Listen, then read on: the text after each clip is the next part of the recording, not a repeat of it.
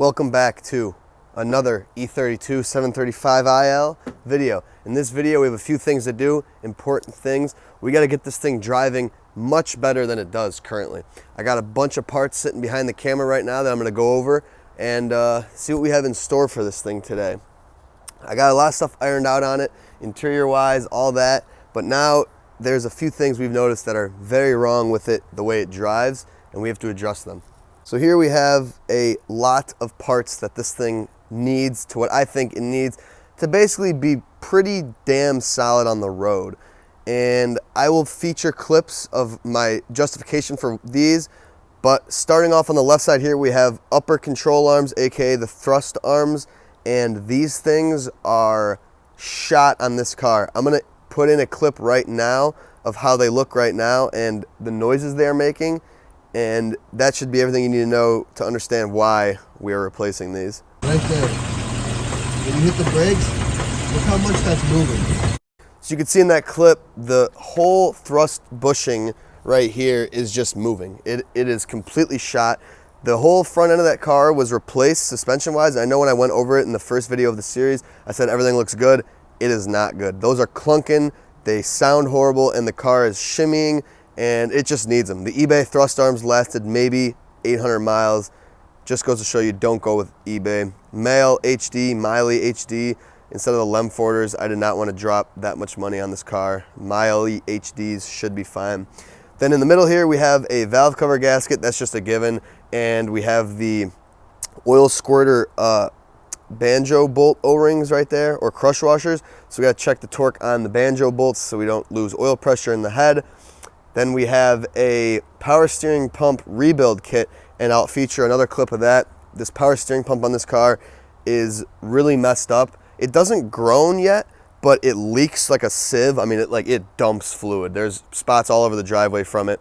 But not only that, you have inconsistent steering feel to where the car, when you turn right or left sometimes, will almost feel like it's getting locked up. So we need to rebuild that. That's the rebuild kit there in the middle. Then we have an engine air filter, just a given, might as well replace that.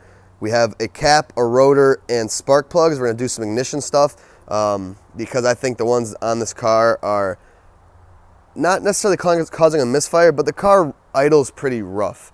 And spark components on M30s actually make a big difference on how a car runs. If those cap or rotors are worn, it's not gonna run good at all.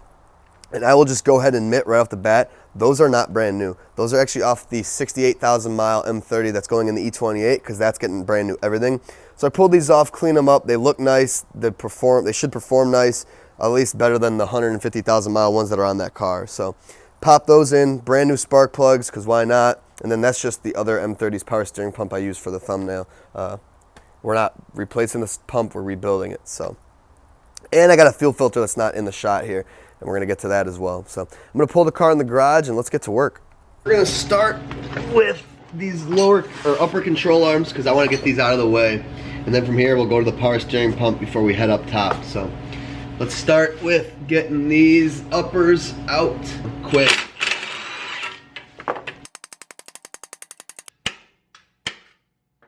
All right, we got it. That's the arm out. Look at what a massive piece of crap these eBay arms are. So here's eBay, here's Miley HD. Now look at the gap here and the gap here compared to on this one. So you'll notice there is nothing filling this gap. This, the part where the bolt goes through, is bottomed out against rubber. This has a freaking channel right there. Same thing for the top. Bottomed out on rubber, a channel. How do you expect something that is stopping a 3,000 plus pound car when you're hitting the brakes? What this thrust bushing is doing this. Look at that. It's thrusting. I mean, that's what it does. This stops the wheels from moving forward and backwards. And there's nothing bracing this. Like, what is this? I mean, you saw the video. The arm is just just boom, boom, bouncing. And then, I mean, you come over to this one with a screwdriver. You can't even get that center piece to move back or forth. And then this one, and this is a screwdriver and a hand, not a 3,400 pound 7 series. just junk. Do not buy eBay. Please, for your own sake, do not buy eBay. Pop the bolt through.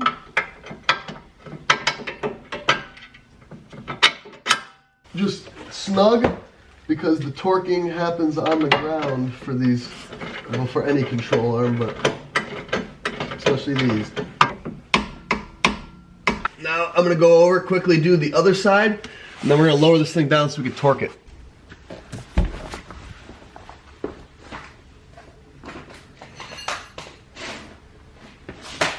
Alright, so we got the car down on some wheels, and this makes it a lot easier than on like jack stands or on wood, because these obviously sit way higher.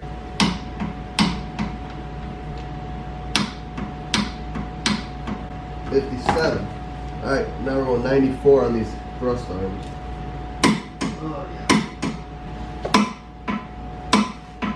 Okay, now that the control arms are done, we can actually have some fun.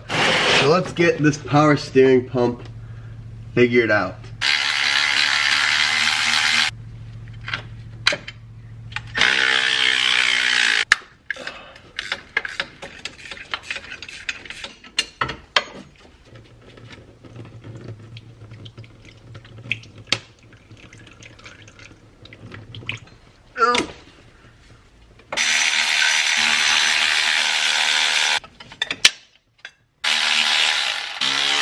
I gotta go up top and undo one more connection.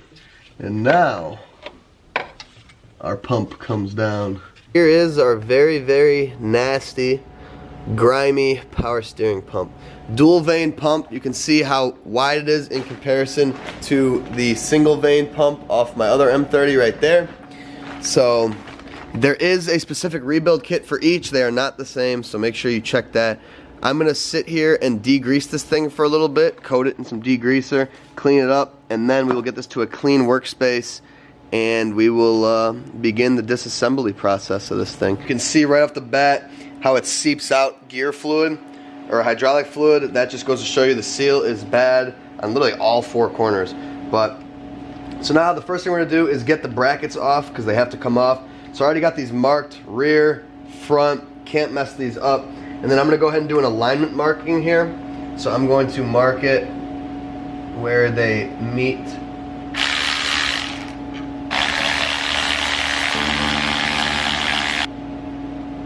Okay, so here's our rear bracket. Now we can split the pump itself. And this is where the dual vane versus single vane gets different, because you have the things that actually hold the pump together, which are blocked by the extra like tandem here that's spaced out. So you have these Allen keys. So if you're gonna have to take these Allen keys out now.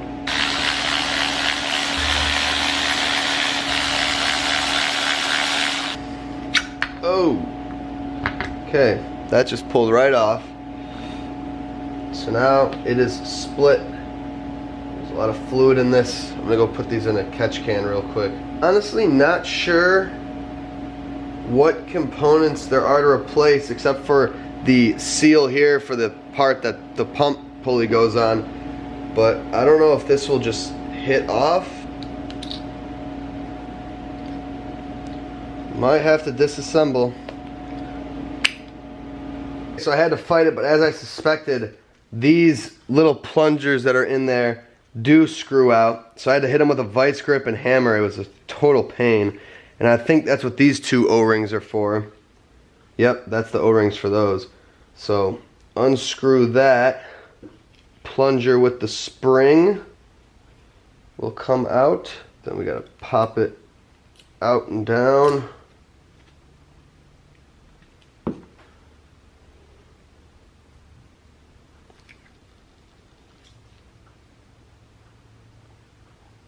In there with the magnet. Get the plunger. Okay, so the dual vane part is killing me slowly. I have been sitting here for an hour trying to understand how to get the shaft out. I'm messing with this washer. It makes no sense. So I'm gonna let that sit and ask someone. In the meantime, let's continue on with this rebuild because I'm dying here. First things first, old O-ring. Put the expired stuff there on the right. We have to mark this before we split it so that we don't, so we orient it the right way.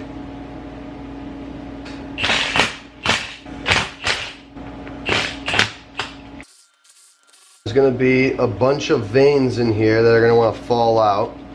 And I can't remember which side those are going to be on. So I'm not sure which way to open this. Oh, they're behind this. Okay, there we go, we're split. Then this is where all the O-rings come in. So you can see the big one is obviously the seal, that's for the other side, and then just this. So actually pretty simple here, we don't even have to mess with the vanes.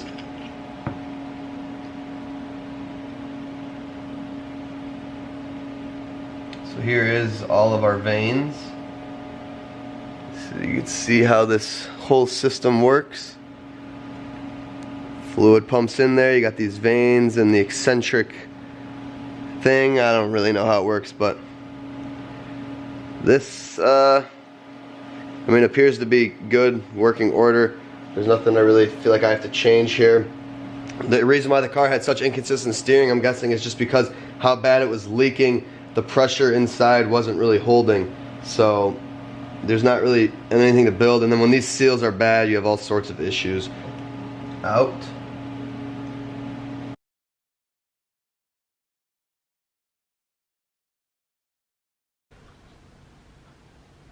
Pop that in the groove.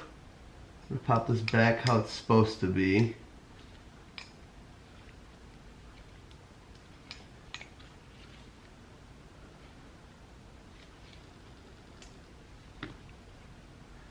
So the rubber goes there, and then the Teflon kind of goes around it.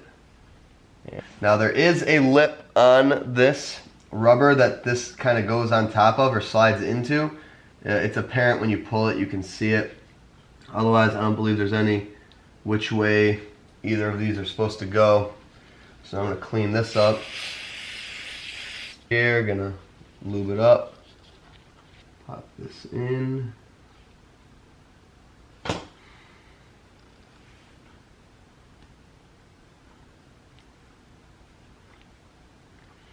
And you can just feel how this old one shrunk because this one sticks out. You can feel it. The other one was fully recessed in there.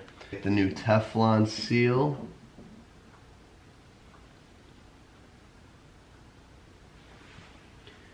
Which will go around it.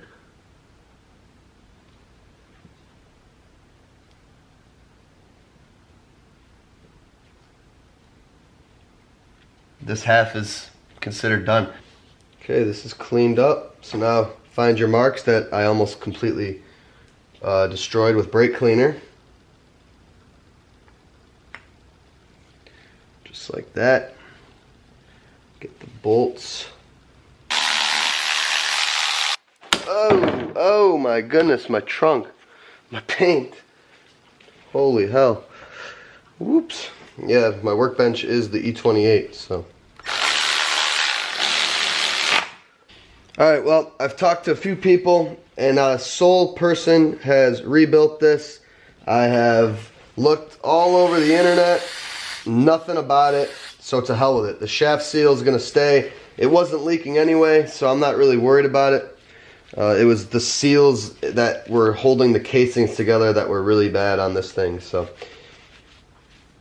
It is what it is. I'm pissed off that I can't do it, but dude, it is very frustrating. So now we're gonna pop these things back in.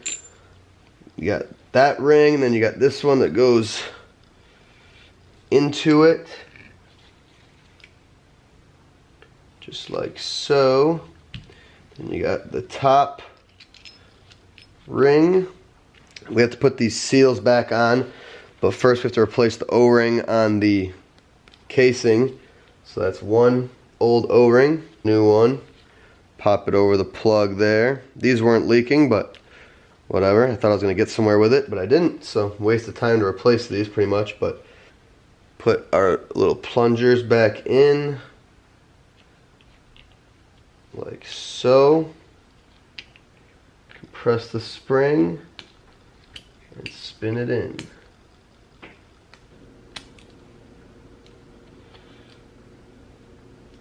Okay, O-ring in. I believe this will only go in one way. That lets all the bolts line up. Yeah. That way right there. Let's not act like we didn't just forget this washer.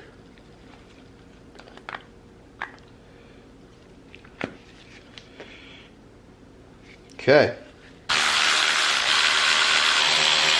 Now I wanted to replace some of the power steering lines, but BMW conveniently seems to have discontinued them all. I cannot find any of the E32 M30 lines. The ones I can find are the ones that I don't need to replace, and they're super expensive. So we're just got all new crush washers for them. We're just gonna hook them all back up. None of the lines seem to really be leaking other than from the crush washer fittings, so we should be all right. And without this leaking, this was a majority of the leak that was in there, so. Time to fill it up. Got all the lines hooked up. So this thing takes CHF 7.1. Hard to find these days, but FCP Euro and a few other places carry Febby Bilstein Central Hydraulic Oil, pretty much, which is equivalent to 7.1, or it is 7.1, I don't even remember.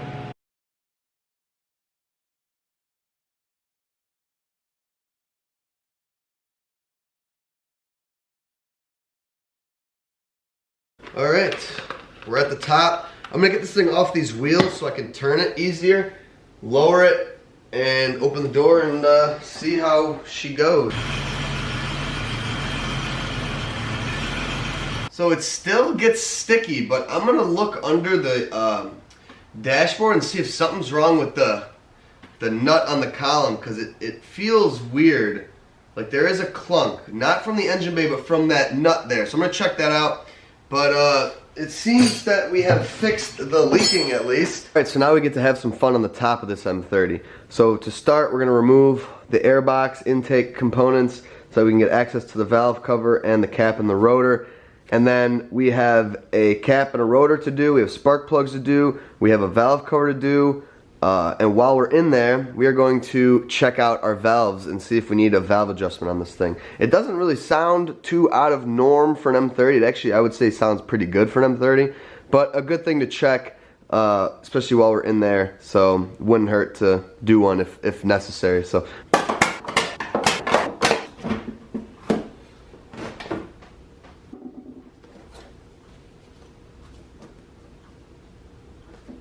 Pretty dirty air filter.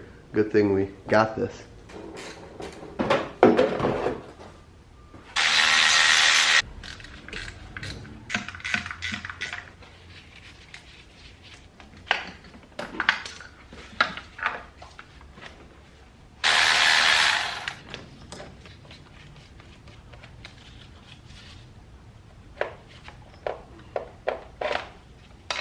I guess we'll just go straight to the cap and the rotor. Might as well.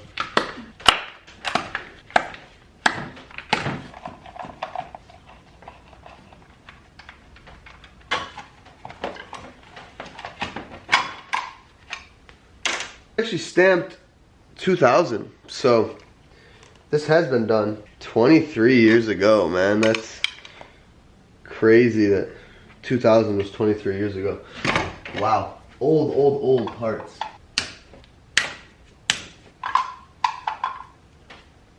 And this is stamped 93, so cap has been replaced, but not the rotor. And if you look at the, oh my, it's kind of hard to see, but there is wear along the, I don't even know what you call those, electrodes. But then if you look at the rotor, look at this is the part that matters. This is what spins in here and creates the spark along the material there. So this looks really poor. That is bad. I don't even know how this thing was sparking. It's completely, not only is it corroded, but it's just worn and it's inconsistent. So like if you look at the replacement here, so that's our replacement. And again, like I said, this is a used one and I cleaned it up, but look at, it's a consistent strip with no corrosion on it. So that's how you want that to look. And then here is our cap, which on the inside, again, hard to see, but looks a little bit better. Alright, cap and rotor are done. So I guess I wasn't filming. Pulled out one plug. It actually looks really good, but it is an Autolite double platinum plug. And if I'm not mistaken, Autolites are cheap spark plugs. But not only that, if it's a platinum plug, I believe M30s just want original OG like copper. And a lot of engines, you could say they don't care about the spark plugs that much, but I will say M30s are very particular to what plugs they have and the cap and the rotor condition. Like out of all the BMW engines, these things are very particular. So here is our old plugs, here's our new ones. These look dirty only because I've had these for years, and I actually put them in that parts car M30 because I got it with no plugs and I wanted to keep moisture out of the cylinder wall, so I just screwed these in. I never ran them, so they are brand new. These are Bosch Silver's WR9LS, which I believe is OEM to an M30. At least the older M30s. A B35 might be the 8RLS. I can't remember. There's a few different plugs. I actually went with different plugs for this car's M30. I think better plugs, but these are like an M30 style plug, so these will do fine. And the gap that these things want on a B35 is 0.7 to 0.8 millimeters, and that's what I have them gapped to. And you can see, compare it to the other ones, the gap was a fair bit bigger on these. So these were gapped a little bit too big for the M30. So I honestly think this thing's gonna run a lot nicer with these. So we're not gonna pop these in yet. We're gonna do the pop the valve cover off and look at the valve adjustment first before we pop these in. All right, now the fun part, we get to get this valve cover off. If you're wondering which BMW has the easiest to remove valve cover, it is an M30.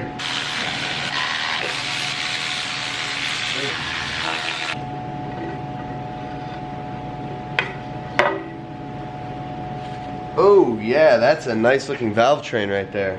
That looks great, dude. This looks like a well-maintained engine. Now, the fun part, to see if these oil sprayer bolts are loose. Let's place our bets, I think one of these will be finger tight. Okay, that one's tight. Oh, and that one's tight. All right, looks like I was wrong. I have opened up a few M30s and these are loose. And if you know M30s, you know that this is the oil sprayer bar. It sprays obviously oil on the head. And these banjo bolts like to come loose, and then you lose oil pressure. So I actually got new crush washers for these.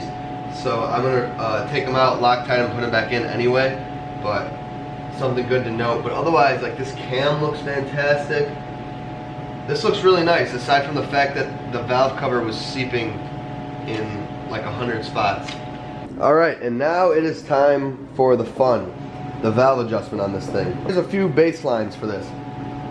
How we do this is, got the fan clutch off and a socket on the crank nut so we could spin the engine. And deciding on which valve we want to adjust, what we want to do is get it so that the cam lobe is facing all the way down perpendicular to the block, not the ground, because the engine sits on a slant. So you think down, but that's not right. It wants to be to the block. That's how you know you're able to adjust this part. And if you see here, I have this one set that way, and it's a little bit loose, so you can feel out with the feeler gauge. And basically then you just go along and you keep spinning it and getting the one you're adjusting so that's facing down perpendicular. That's all you have to do. And then when you adjust them, there's a locking nut here. Then there's the eccentric that we'll get to in a second when we adjust them. So the Bentley states that you want these to be on a cold engine 0.012 inches. I believe inches is the spec, but 0.012. Then the M30 Masters will tell you want 0.09. So let me stop myself here. I was just mentioning the specs that the book tells you for the valves adjustment size, and then I mentioned two specs here. The first spec is by the book, and then the second spec, I was about to start to say that is the spec that people tell you, like the more avid M30 guys tell you to use, which is not false, but it's not true in the way that I'm talking about. The 0.09 comes from when you measure the cam side, which usually when you're measuring the valves, you measure from the rocker side where the eccentric is, but some people like to use the cam side because it wears more even. So .09 is if you were to measure from the cam, not from the rockers, so that would be the wrong value then. So anyway, enjoy the rest of these clips of me checking the valves. I found that not a single one was out of spec on this engine, only one. So I changed that one real quick. But then I later found, after reading the Carfax, that the entire cylinder head gasket and the rockers were replaced on this car in 2016. So that explains why nothing was out of spec, because they were all done recently. So anyways, enjoy the rest of these clips. Oh yeah, so this one is definitely out of spec. So now what you do here is, I read somewhere that someone likes to kind of do what I just did, where you jerk it, more like an impact to loosen it, instead of pushing really hard, because then you kind of mess with the valve train a little bit. So, got that loose. Now let's see if this slides in. Okay, it's way too much. Okay, that feels perfect. So there we go, we have adjusted our first valve. This is so much fun.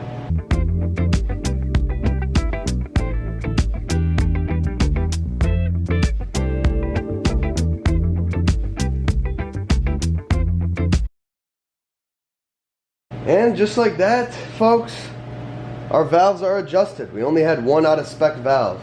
That's kind of crazy, but not gonna doubt it. But now let's check out these oil sprayer bolts, which is not a 10-0. These are, oh man, yeah, that. Okay, so they weren't finger tight, but look, this is a ratchet, and that is minimal, if any, force. So good thing we're doing this. Here is the little mini banjo bolt. You gotta remember there is a crush washer on both sides. Alright, so I got some degreaser and brake cleaner in the holes to clean it out so we don't accidentally over tighten them. And the torque spec on these is like 6 to 8 underneath and one on. It's these little crush washers right here. And let me get some Loctite. Got some blue laying around, so let's put some blue on them. Just a little bit. Crank them till they're snug, and then a little more. That should be all they need. I don't even put my hand at the end of it, I just put it right on the top. Okay, so like most valve covers, I'm going to do where the timing cover meets it.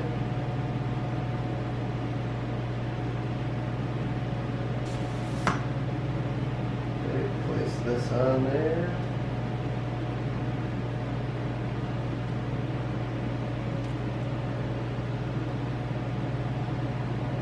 Alright, now I got the valve cover cleaned up, top and bottom.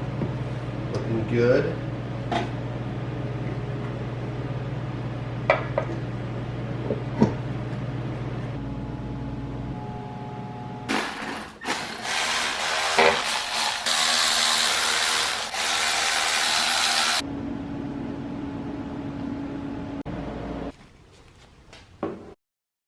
Alright, so everything is back together, buttoned up, so I guess all that's left now is for us to go and fire this thing up and make sure it still runs. Basically, you know, make sure I didn't completely mess up the valve adjustment. I only had to change one, so I'm not that worried, but see how this thing runs.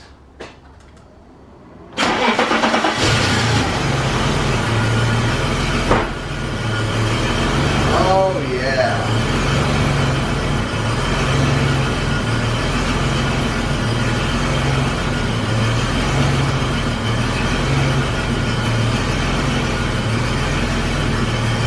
Sounds pretty good.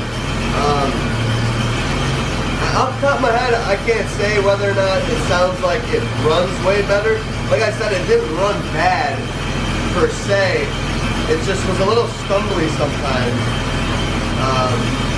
And it's hard to tell because that stupid exhaust leak, the exhaust is so ratty that it makes it sound really crappy. This thing is really turning out to be not a bad car. It still has things here and there that it could be attended to, but otherwise, she's coming along just nicely. So this might be a pretty long video. I actually did quite a lot of involved things with this car in this video, but I hope it was informative. I hope you guys learned some stuff from it. Hope you guys enjoyed. I have a good time. Like, I enjoy going around and like doing all these things. Like rebuilding a power steering pump's tedious but fun. Valve adjustment's fun. And something that used to intimidate me, but it's pretty darn simple. So all that's left is for me to go rip it and see how she drives. But I will end this here. Thank you guys so much for watching. I hope you enjoyed. And aside from the drive video, this will probably be the last video of me doing work on this car because I don't see myself really going any further with it, and I might not even be keeping it. So we'll find out. After this, we got E28 M30 things to do, which will be way more fun, way more involved, and I can't wait. So anyway, I'll see you guys in the next one. Peace.